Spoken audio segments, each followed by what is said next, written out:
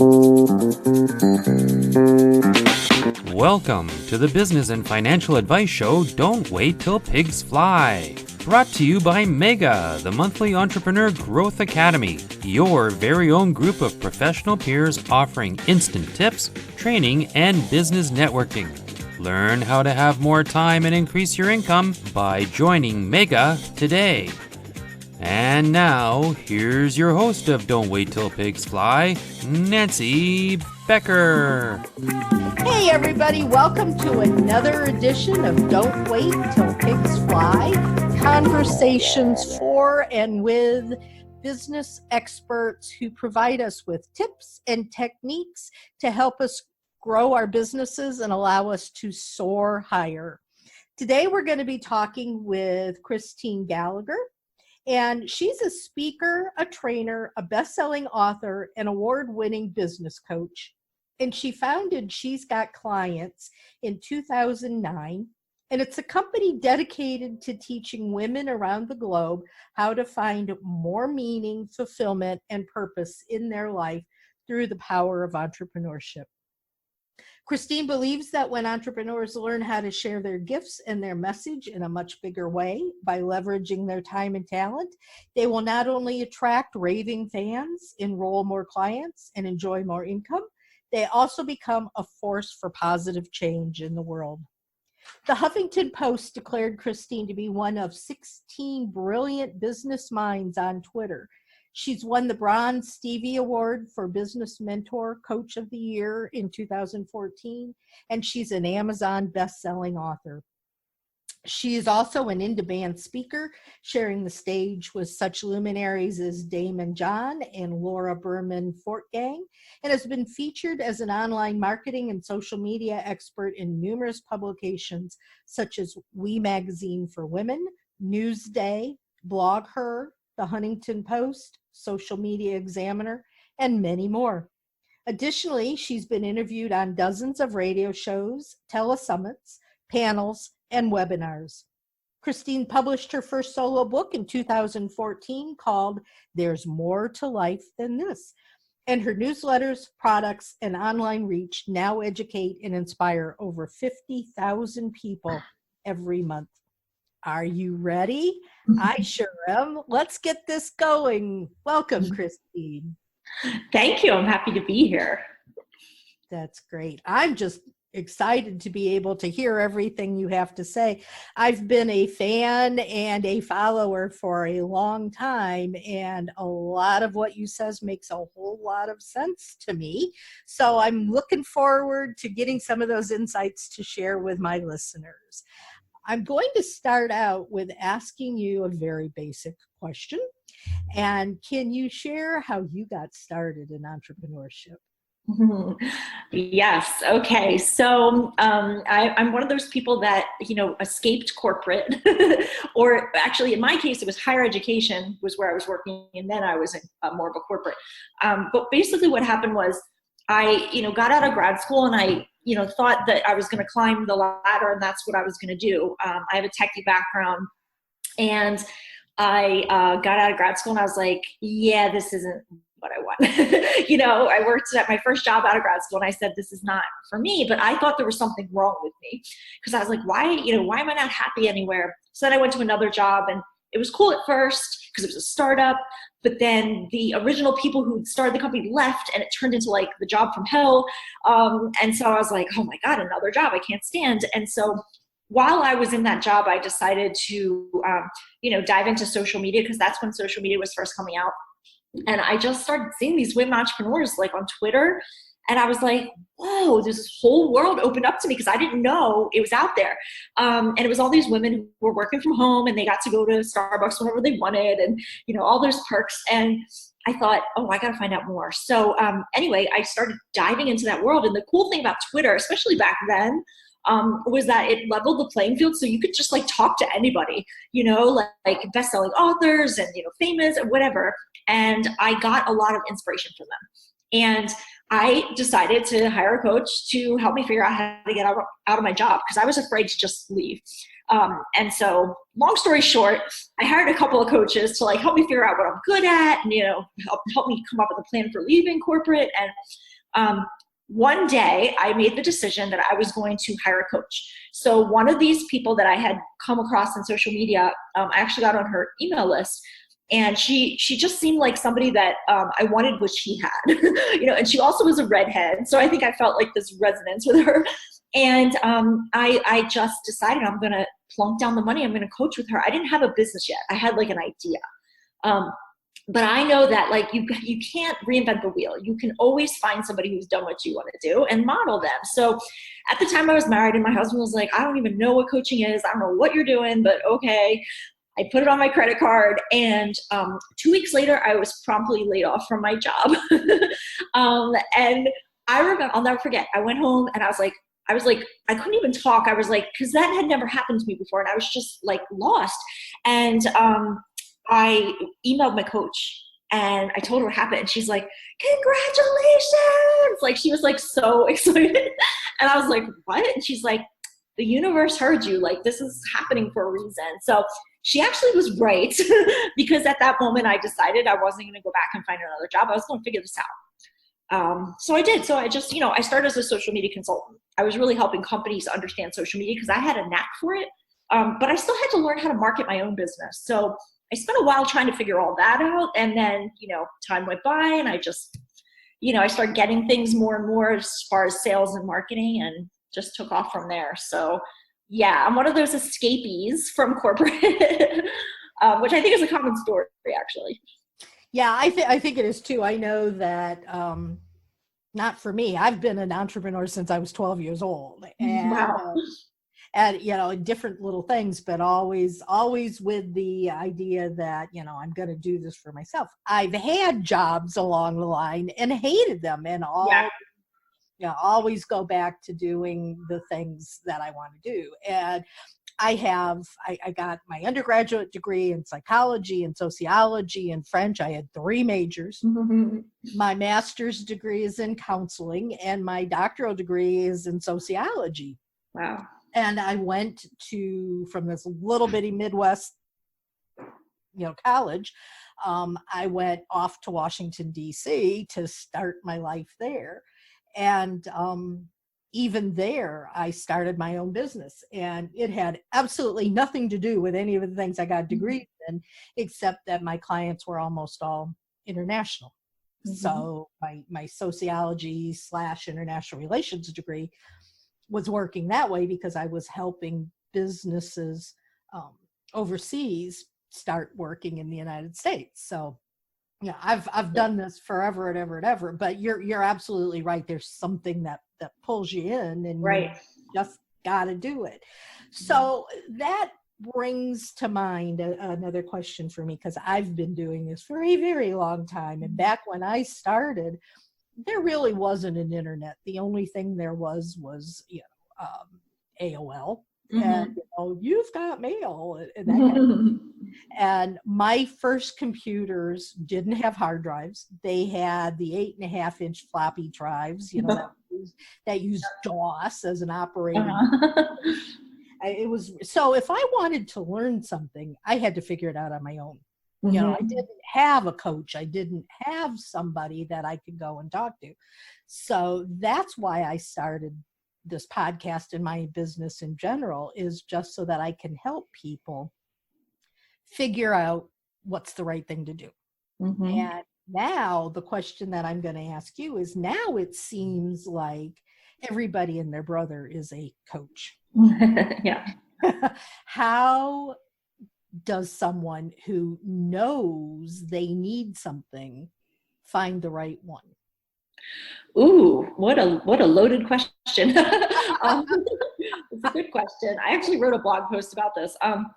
It's interesting because I think about all the ways that I've found coaches, and for me, it's been primarily online, and it's a matter of like, you could just simply do keyword searches for different types of coaches. But somehow like I had said, I got on this person's newsletter list. And I do recommend that if people find coaches in whatever way, if they get recommended one or they find them online, sign up for their list. learn their style, see what they're about, and kind of just like watch from afar and start to see. And I think that one of the biggest things that I always say when people are looking for coaches is make sure that coach is like not fly by night because as we know, everyone's a coach now and there are lots of people out there and not all are legitimate or good.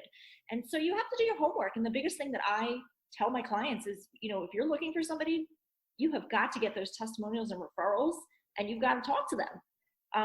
So it's kind of like two parts. It's like, first you got to find the coach and then you got to make sure they're good. And it sounds obvious, but a lot of people don't do that.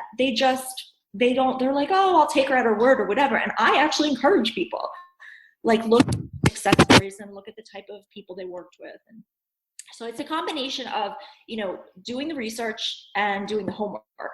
And the other thing that I did was I talked to colleagues and friends who had experience with coaches or new people. And I just really sort of felt things out and saw who was out there. So yeah, it's a big pool to find someone in. But I would say that the success stories and the other thing is, do they like,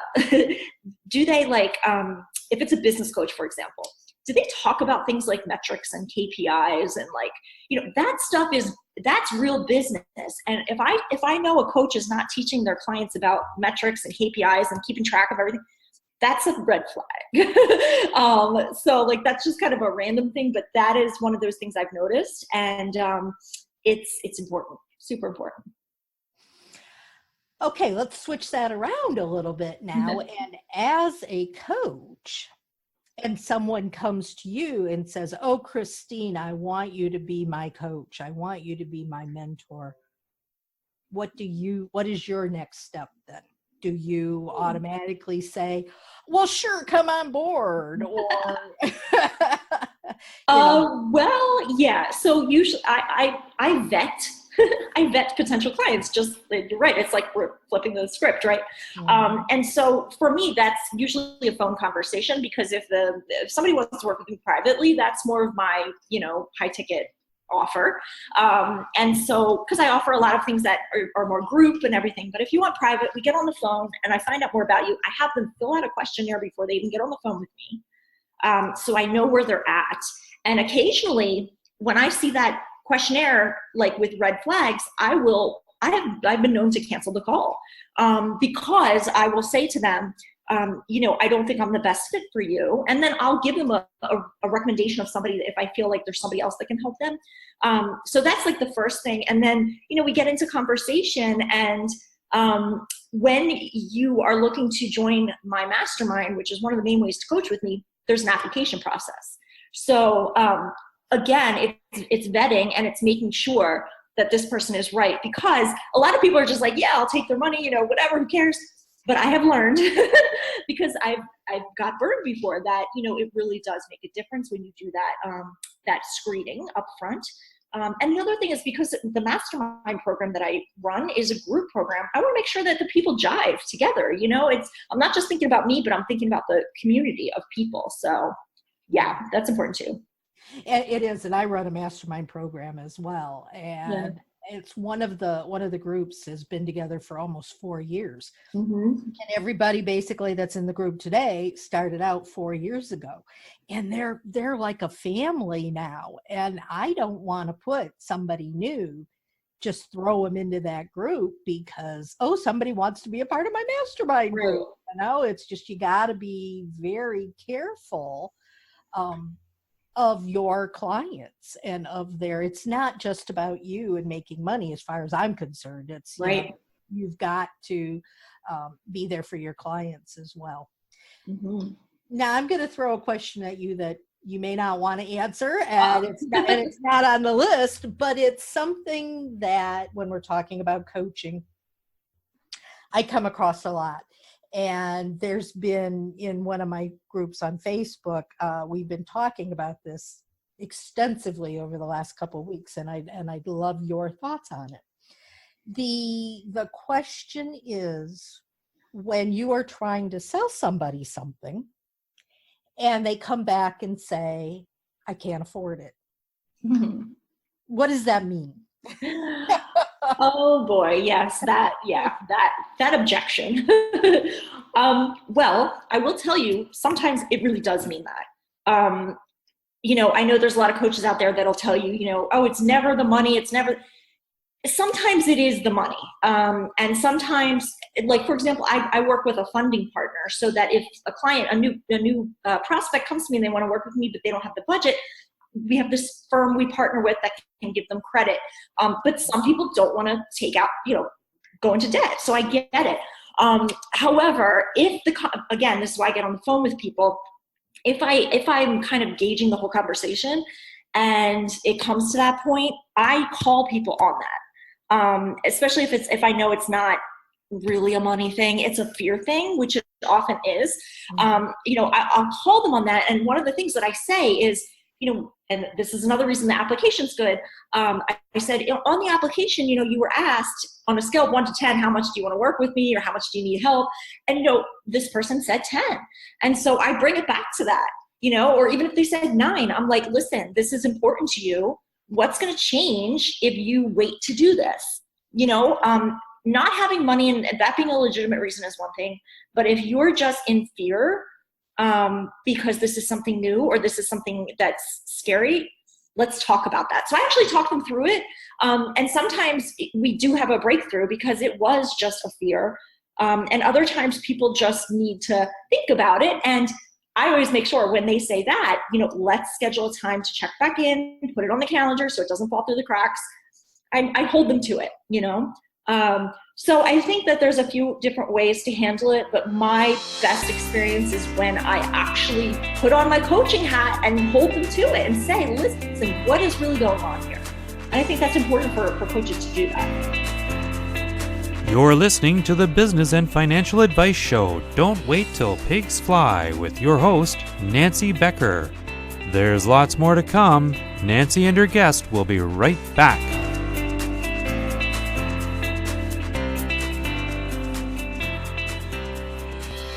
Are you a small business owner wondering about your next step for growth and success? What if you had your own dynamic group of professional peers, a group that supports your business with fresh new ideas, beneficial training, accountability, and more? Mega, the monthly Entrepreneur Growth Academy, is a professional peer advisory group dedicated to supporting fellow business owners. Learn about processes and strategies that will get you more time and money. When I first joined the Mega Group, I was struggling in a business that wasn't right for me. Now, I own a local business where I live out my passion every day. Last year, the revenue of my business tripled, and we are on track to hit even bigger goals this year. The accountability and feedback of the Mega Group has been invaluable. The Mega Group can help you focus on the right things and start building momentum. Join the Mega Group today at don'twaittillpigsfly.com. Do you feel frustrated, disconnected, or unfulfilled in your relationship? If you said yes, you're not alone. Hi, I'm Anza Goodbar, intimacy coach and sex educator. Nearly 70% of all couples in the U.S. claim to be dissatisfied with their relationship. But the good news is you don't have to be. If you're ready to open your heart to feel more connected to life, yourself, and your partner, join me and 5 couples at the Intrinsically Intimate Couples Retreat in Barbados. You can find out more details at www.anzagoodbar.com/retreats. They're big, they're shy, they're invisible, and they fly. They're always late. They never arrive. Don't wait till pigs fly. Get your business momentum in action. Let's rejoin our host of Don't Wait Till Pigs Fly, Nancy Becker. Is fear important? Is fear a big thing for business people? I think so. I was saying to a client the other day, if you're not scared, something's wrong. And not like, fear that you're curled up in a ball and can't do anything, but like fear is natural to me to tell me, it tells me something. It's a message. It's like this is a big deal to you, right? And sometimes it's just pure terror. Like I'm scared to do that, but sometimes it's like there's other stuff wrapped up in it. And I think that entrepreneurs really have to get honest with themselves, like what's really going on here. Because sometimes there's like the surface reasons, like, oh, I don't want to do a Facebook Live because I'm afraid I'm going to stumble over my words, or, there's like this deeper thing, which is like, I'm afraid to ask for the sale because I have this money story going from when I was 12 years old, So I think that, it really just depends. But, I think that we do it anyway. I always say we do it anyway, no matter what the fear is. As long as no one's going to get hurt, no small children will die. It's okay. And that I've always found that when I cross that hump, that fear, there's always something really good on the other side. Like it just always turns out that way. So I've kind of just learned, like, let's move through it. And the other thing I say to my clients all the time is we build the plane as we fly it, because so many people are afraid to take the next step because they think they're not ready or that everything has to be complete. And I heard Allie Brown is somebody that I followed early on, and she was an inspiration for me. And I heard her say this, and it's so true. She's like, everyone talks about having your ducks in a row. Like, my ducks have never been in a row. There's always this random duck that's off on the side doing its own thing. And I'm like, yeah, that is it. And I emphasize that to my clients because I'm like, listen, people look like this big success from the outside, but they have the same fears as well. It's just how they handle them. Do they move through them? Do they question what it's really about? Do they let it stop them? So I think it's unavoidable, but you can manage it, and you need to get honest with yourself. Yeah, absolutely. And I know I tell my clients all the time that unless you plan for the unplanned, you're going to be in trouble one of these days, because you've got to have contingencies for anything, Mm-hmm. So yeah, you're absolutely right. And I'll tell you, I deal with fear constantly. And it's one of the things that for a long, long time was something that I dealt with. Was I wanted everybody to like me. And it was, and it was a lot of this kind of an imposter, the whole imposter syndrome of like, why would anyone want to listen to me? And so I would never say anything that I think would make somebody upset. Yeah. Well, I'm getting ready to run this big retreat in September, and I've got these wonderful speakers who are coming to be a part of the retreat and to speak. And the one woman, she's a millennial. She's got this whole different mindset going on, and she's one of these people who's real, and she'll swear, she'll all this kind of stuff. And I went, all right, well, just keep it toned down, right? Right. And then I got a call yesterday from one of my big sponsors that said, if you don't take that down, because in her bio, she swears, and the sponsor says, I'm not going to have anything to do with this retreat. And I go, geez, what do I do now? I've got two different sides, and the fear's coming out, and I'm going, well, really, I don't want to tell somebody how they can run their business. But on the other hand, and I'm just going back and forth. Right. And you go, okay, take a deep breath. And I said to the one person, I'll see what I can do. However, I don't think that's the end of the world. If she swears a little bit, we'll just have to roll with it. On the other hand, I went to the speaker and I went, please take it down. Yeah. And she comes back, I totally understand. I'm fine. No, so, if you do allow yourself to work through those fears, what was the worst thing either one of them could have said? I'm not sponsoring, or I'm not coming to speak. Right. And if the one didn't sponsor, I'd find somebody else. And if the one didn't speak, I'd find somebody else. Exactly. So I think you have to go, okay, let's do this. Mm-hmm. Yeah, definitely. I mean, it worked out in your case, but you're right. If one of those things had happened, someone dropping out, no small children will die. No one's getting hurt. I mean, hurt feelings maybe, but no. So yeah. Yeah, I think it's an important thing, I think, for businesses in general to understand. And a lot of the people that I work with and the people who listen to this podcast are just getting started. you know, and they've still got the big dreams in their eyes, and, you know, they still, oh, I'm going to go out on my own and I'm going to just have this absolutely perfect life from then on. And then they start getting racked with these fears. And, Yeah. you know, Yeah. Well, and can I just share an example that happened today? This is timely. So I had a client, my clients have Voxer access. So Voxer is like the app, it's like a walkie-talkie. So my client Voxered me this morning, and I was listening to it about an hour ago. And basically what she was saying was, I'm turning 37 and I feel like, you know, I'm not in a place I want to be. And I never thought I'd be here at 37. And, you know, she was just like really down on herself.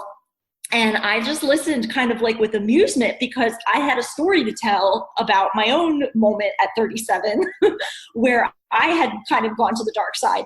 And I thought, that's a coincidence. There's something about being 37. But I boxed her back and I said, I can distinctly remember a time 3 years ago, I was 37. I was sitting on my ex-boyfriend's bed and I was like really mopey because I was doing a launch. It was almost over and the launch was not going the way I wanted it to go. And I literally said to myself, I'm 37 years old and I have nothing to show for it. And like, I just think like if anyone heard that who knows me, they'd be like, what are you talking about? But my point was to my client that even people who, you know, seem like they got it going on, they got it together, go through that stuff. And, you know, I just said to her, like, you know, it's not always what it seems. And I got past that moment, you know, like it didn't destroy me. It just was sort of a moment where I had to sit there and go, I'm feeling like crap and I'm just going to feel it, you know? But yeah, it's like a lot of times, and that's what I appreciate when I was kind of coming up in business, was the women entrepreneurs who shared the bad stuff or shared the, you know, this didn't work stuff. I found that really inspiring because it makes them real. Yeah. And it shows you that like, there's just like this shiny exterior doesn't mean that everything's perfect. You got to know that. You just have to know that because otherwise you get too discouraged. There's a quote that I absolutely love that, and I'm going to have to paraphrase it because I don't remember it exactly, but it's something to the effect of that almost every overnight success actually took years. You know, the people, absolutely. You know, the people that you see as being an overnight success, you don't see all the years and years and years of hard work they actually put into something to become that. So, you know, you're right. We've all gone through these things, whether anybody realizes that or not, I think. But I think there's also something else that we have to be careful of, and that I see happening a lot. And that's sharing these real moments that really aren't real. You know, the comments like, I was homeless, I was living in the back seat of my car, and 4 months later I'm now making a 7-figure income. You know, but people buy into that. I know. And they buy into the 4-hour work week. And you know, how do you deal with that kind of a thought process that's going on? Yeah, I mean, I think that, you know, again, the big thing is just being real. But, you know, what I try to tell people is, listen, some of those stories, some of them might be true, but there's way more different types of stories out there than the story of like, I was homeless, now I'm a zillionaire 2 years later, you know? And so I just think that, again, it goes back to who you're looking up to and who you're following. Be careful about that, because again, going back to like vetting your coaches, right? You don't know what the real truth is. Look for concrete evidence that this person is really legitimate and they've got things that are, you know, going to be beneficial to you. And so it's okay to have like a crazy success story, but it's so much more common to be a person who's like, an overnight success takes 10 years, you know, like literally. And like next year is my 10th year in business, and it went so fast, it's crazy. But like, I get that. I'm like, yeah, I'm like at 10 years and I'm only just starting to feel like, you know, I got something going on, you know, because I was just building. I was building and some good things happened, but I'm nowhere near finished. So I think it's a duty for coaches and people out there that are like influencers. I think it's their duty to share that their story was not an overnight success if it wasn't, because we all appreciate that. So do your homework and just know that a lot of that is just smoke and mirrors. unfortunately, the internet makes that easy to do.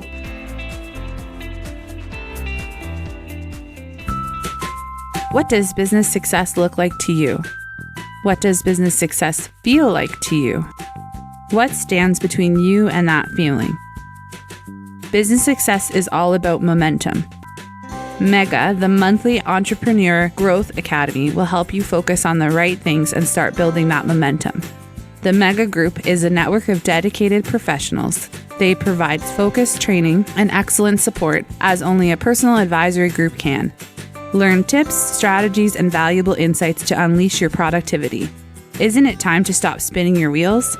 Go to don'twaittillpigsfly.com and join the Mega Group today. Radio and podcast shows are the fastest growing media of the decade. The better the sound, the better the impact you will have with your listeners. Hi, I'm Scott. I'm a producer-editor for radio and podcasts. If you have your own podcast, I can help with editing, improved audio quality, your own theme music, and intros and outros. Would you like a commercial for your small business? Connect with me for a sound approach to your podcasts and commercials. My email is scott@worldwithinreach.com. scott@worldwithinreach.com.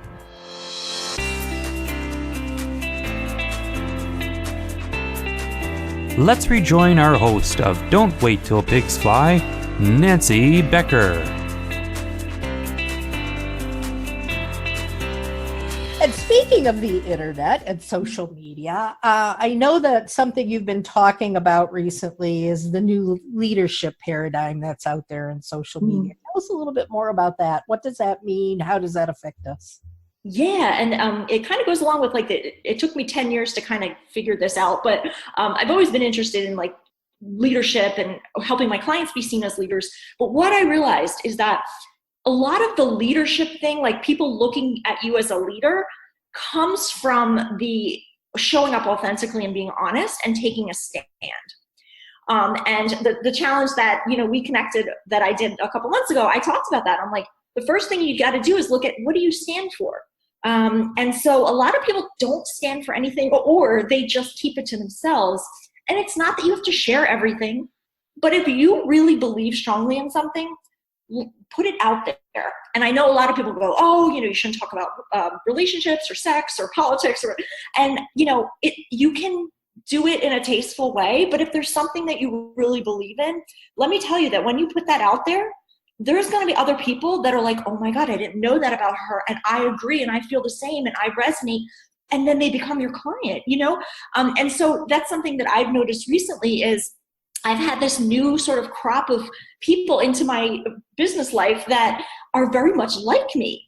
And what I realized is that I was kind of like you were saying, Nancy, about how like you have to show up professional and you can't, right? That's how I was. I mean, I was always kind of honest about like my stuff, but like I didn't really stand for stuff. Yeah. And well, I did privately, not publicly. But once I started putting that out there, I started like my soulmate clients. It was like, you get it.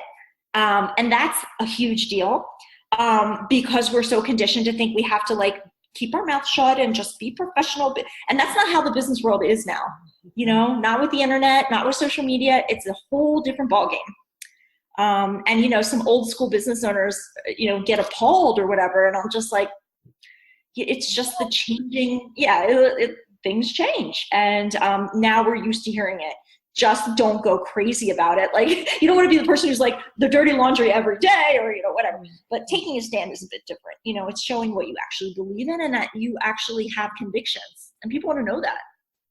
Well, and that's really funny that you're talking about that because forever and a day, I've always had, and people know me from when I was working in the past. People know me as the pig lady, which I'm not really sure is a good thing or not. But I have always believed in my motto as being, don't wait till pigs fly to grow your business, which is actually the name of this podcast. And for years, people were going, oh, you can't use that in business. That's just not professional. That's, and so I stopped.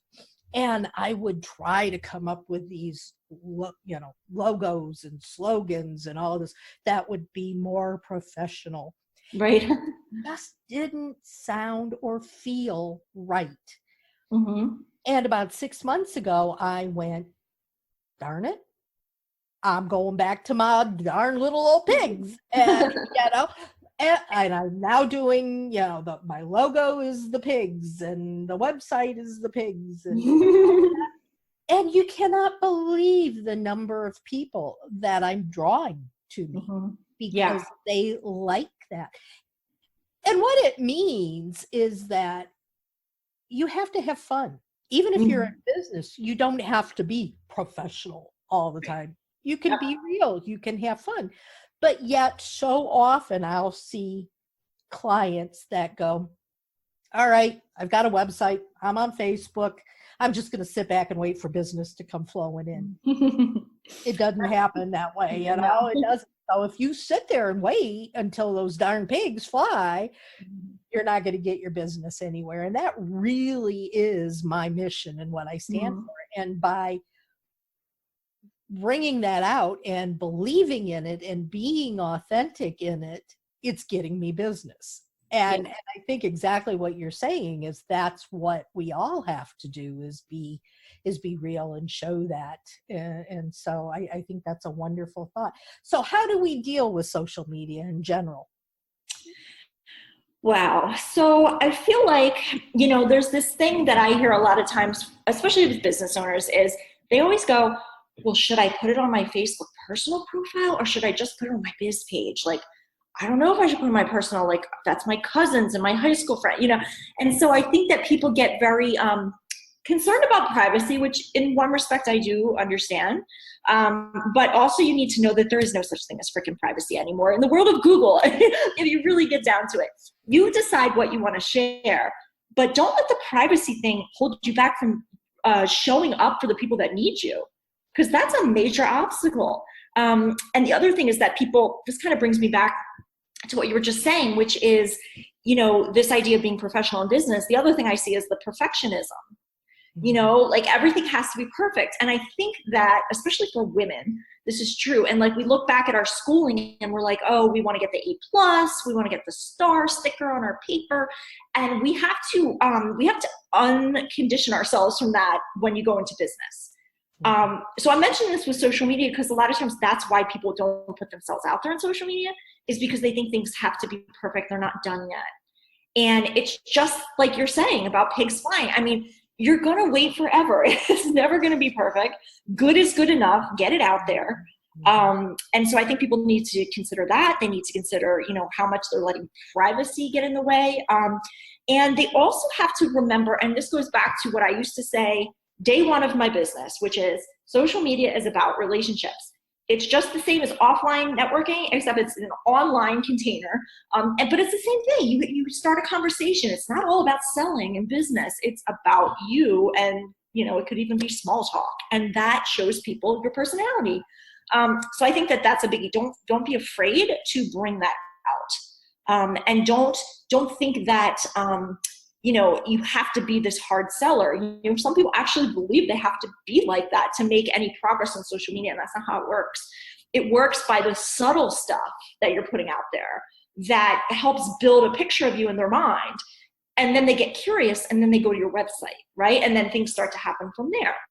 But that is like still so true 10 years later. It's about the relationship. It's very little promotion. I always say it's the 80-20 rule, like 20% promotion, 80% non-promotion.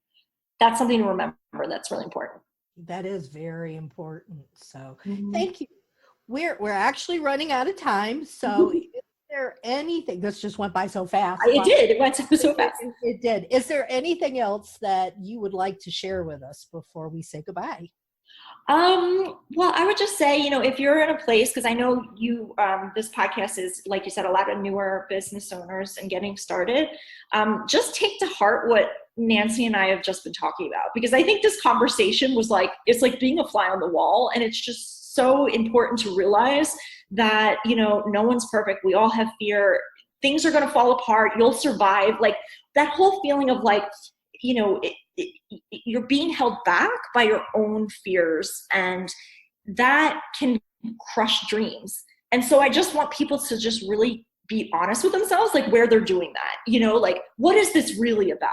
Is this about privacy, or is this about you're afraid it's not perfect enough or whatever? Just be honest with yourself and just see where you might be blocking. And remember, we build the plane as we fly it. That goes for all of us, not just seasoned entrepreneurs. That's all of us. So yeah. That's great. I will remember that. And guys, everybody who's listening, I highly recommend that if you are in business, wanting to grow your business to the next level, you check out Christine and see what some of her wonderful programs are all about. How can they get a hold of you, Christine? Yeah, so my main website is she'sgotclients.com, and they can look me up on Facebook as well. I'm Christine Gallagher, and Instagram and Twitter, I'm Christine G. So I would love to connect with you. Let me know, what you liked about the conversation, and I'm happy to friend you and connect and get to know you. Great. And I know that you just started another big giveaway program. I shared it. I shared it on my page earlier today. Thank you. Tell us quickly a little bit about that, so that so just real quick, this is the third annual giveaway, and what it is I recruit people from the industry, meaning people who serve primarily service-based entrepreneurs. I recruit them to all give a free gift, so that could be a video, an audio, checklist, whatever, and then we all cross-promote it with each other. And so what that does, it's like win-win-win, because people get all these great gifts and they learn great stuff from the gifts. I get to build my list, the contributors build their list. So it's just it's really fun too. It's really fun. And it's not like a telesummit, which is another kind of big event that people do. A telesummit is like, you're interviewing people. So this is actually a little less intense, but it still brings great results. So if people want to check that out, they can go to getclientsonlinegiveaway.com, and it's open for just another week and a half. Yeah. And there are some great giveaways on there. Believe me, I'm a part of it. I've checked them all out. Good stuff. So there is good stuff on there. Yeah. So anybody, if you have any questions and you want to get a hold of either one of us, you can write questions right here on the bottom of the webcast, or you can either connect with me at Nancy@don'twaittillpigsfly.com, or Christine with her email she just gave you, and I will put it up again on the promotional page at the end of the podcast. So until next time, guys, work hard and soar higher. That's our show for today. We'd like to extend special thanks to our great guest, our sponsors, and our wonderful listeners. Today's show was produced by Scott Card. To find more of Nancy's podcasts and our sponsors, go to don'twaittillpigsfly.com.